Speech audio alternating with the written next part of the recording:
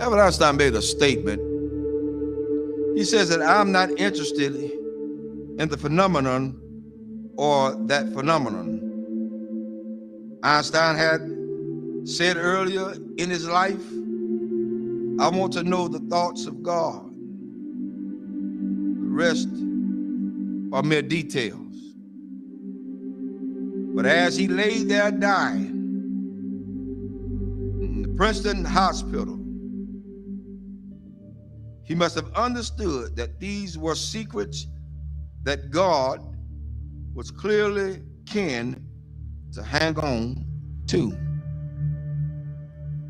You know what the secret is? Love. Love. Love.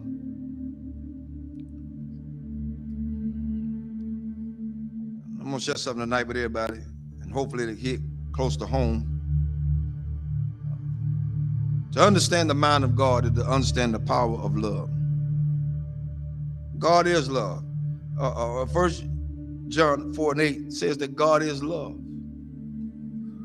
Without love, there would be no forgiveness.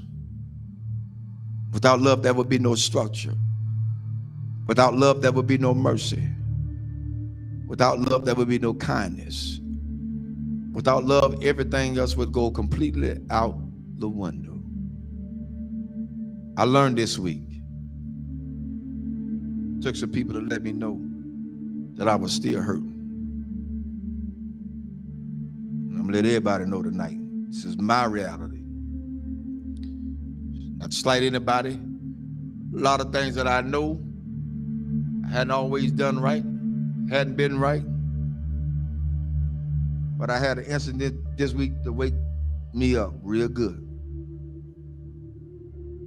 At certain points, we can give our children what we didn't have so much until we forget about teaching them structure. This week, I learned at some point you won't be respected. And that's for everybody. You're not going to be respected because they feel the way they feel. They're emotionalized. They're emotional creatures. Therefore, they don't know. But I did the one thing I thought that I would never do. Turn and walk.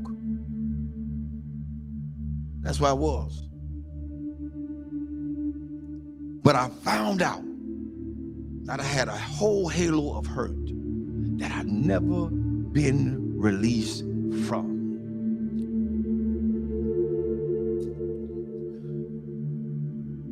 My respect factor has never really been known because I never got it. Never got it. People say they respect you.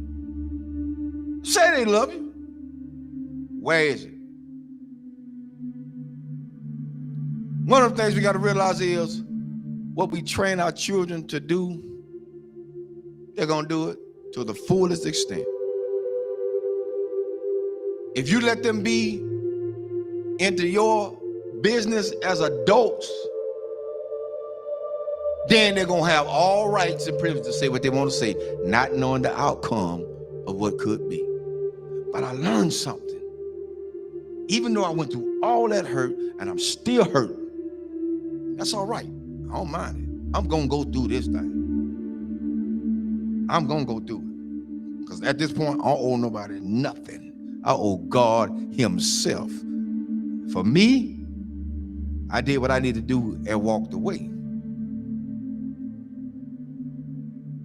I did what I had to do and walk away. And it ain't easy. It ain't easy trying to do right and you still get damaged. It ain't easy. God help me tonight. It is not easy.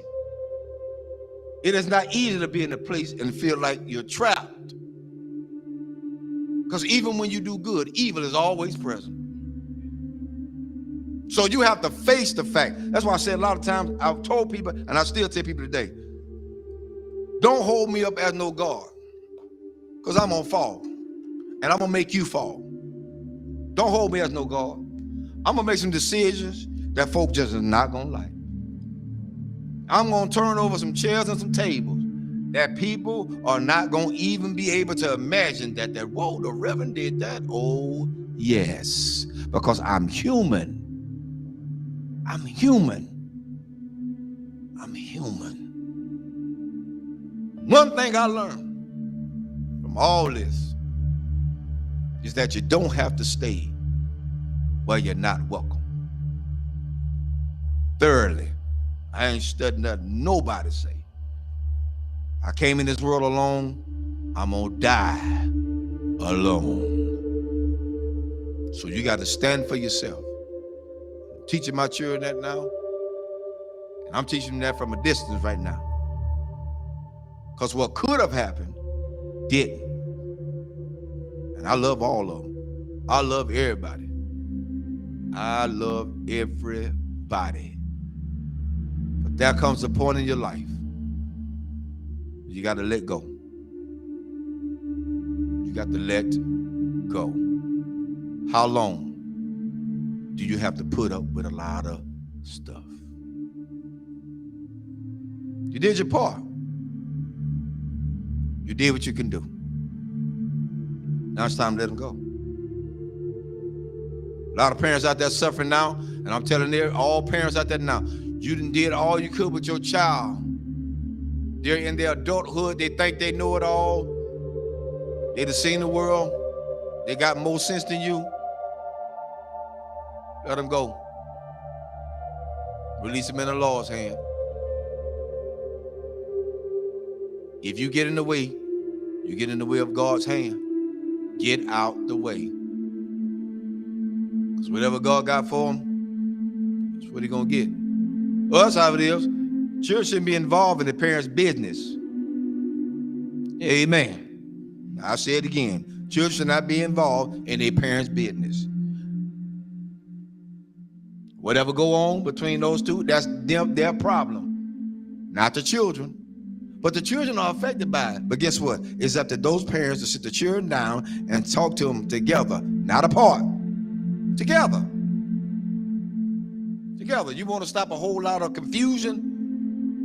Talk about it together. You don't want to break down the communication? Talk about it together. At this point for me going forward, that's what we're going to do. And if they can't do that,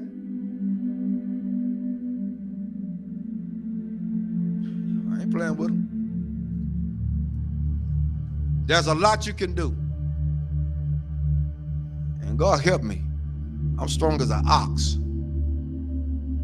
But the Lord is a protector and a shield from everything. And Lord help me, I got the scars to prove it. Cried many a days. But I ain't got to cry no more. My mind's made up.